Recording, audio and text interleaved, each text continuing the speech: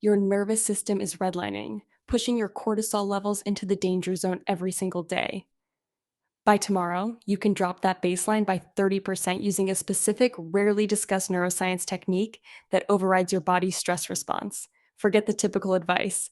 This isn't about deep breathing or clearing your schedule. This is a clinical grade reset for an overwhelmed brain, and it works even when your calendar is completely impossible to manage. Time equals sign 500 mess. Go ahead and grab a glass of water, find a comfortable place to sit, and let us get to it. We have all been there. You are staring at a screen, your heart rate is slightly elevated, and your to-do list feels more like a threat than a plan. When you are maxed out, your prefrontal cortex, the part of your brain responsible for logic and decision making, literally begins to shut down. It is not just about feeling tired, it is a biological shift. So, how do you handle it without burning out completely? The first step is the simplest, yet it is the one most people overlook entirely. It is called the physiological sigh. Researchers at Stanford University, led by Dr. Andrew Huberman, identified this specific breathing pattern as the fastest way to offload carbon dioxide from your bloodstream and signal to your brain that it is time to shift from a sympathetic fight or flight state into a parasympathetic rest and digest state. It is incredibly easy. You take 2 sharp inhales through your nose, followed by 1 long, extended exhale through your mouth. Think of it like inflating a balloon inside your lungs. That second, shorter inhale pops open the tiny air sacs called alveoli, allowing for a much more efficient exchange of gas. If you do this just 3 or 4 times, the change in your internal chemistry is almost instantaneous. Think of it as a manual reset button for your nervous system. I remember a project manager I worked with named Sarah.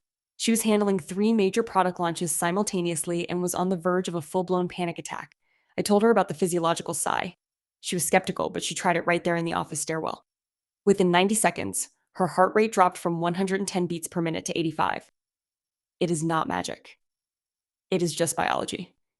That is your easy win, and you can start doing it the moment you finish this sentence. Okay, so that is the first level of defense.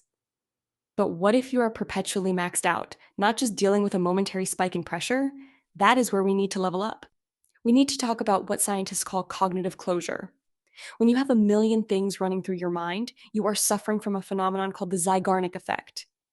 Basically, your brain remembers uncompleted tasks better than completed ones, which creates a constant low-level hum of anxiety.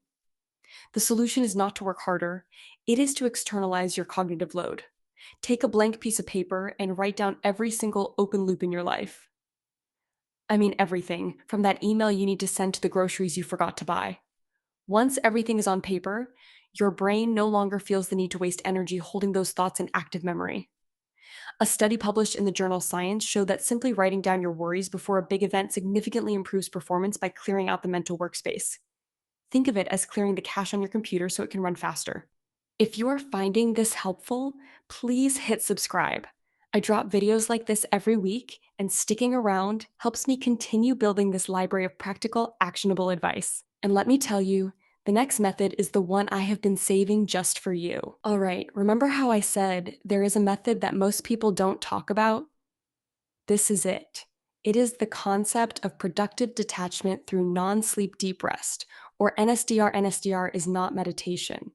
You don't have to clear your mind or achieve a Zen state.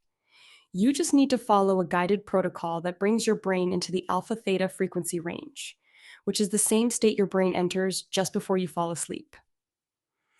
By deliberately relaxing your body in a structured way for just 10 to 15 minutes, you can recover the mental energy equivalent to an extra 2 hours of sleep. This isn't just about feeling better. It's about actual physical restoration of your neurons. There was a fascinating 2022 clinical trial that compared people who took short breaks to those who engaged in a 10-minute NSDR session. The people who used NSDR showed significantly higher scores on cognitive flexibility tests and reported 70% less exhaustion at the end of the workday. You are essentially hacking your own biological recovery systems. You lie down, you focus on your breathing, you systematically relax each muscle group, and you let your brain drift. It is not laziness. It is high-performance recovery. Let that sink in for a moment. You don't have to quit your job or move to a cabin in the woods to find peace.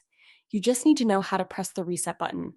Once you see your stress as a biological signal rather than a moral failure, you can stop fighting it and start managing it effectively.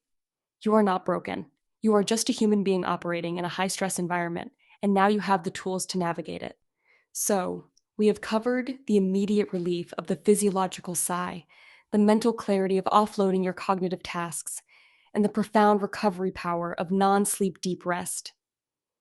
These three tools, when used together, create a massive shift in how you experience the day. Try the sigh the next time you feel that tightness in your chest. Use the brain dump when you feel overwhelmed by the sheer volume of your responsibilities. And carve out that 10-minute window for a deep rest session when you feel like you have nothing left to give. If you got value from this, please share it with one person in your life who you know is feeling the pressure right now. Subscribe so you don't miss the next deep dive into how our brains and bodies really work. I am already working on a follow-up about how to build a routine that prevents this feeling from returning in the first place, and you won't want to miss that. Thank you for watching, and remember, you have much more control than you think. I will see you in the next one. Stay consistent and take care of yourself out there. It is the only way to play the long game. Trust the process because it works every single time you apply it with intention. Keep going. You are doing better than you give yourself credit for. Goodbye for now.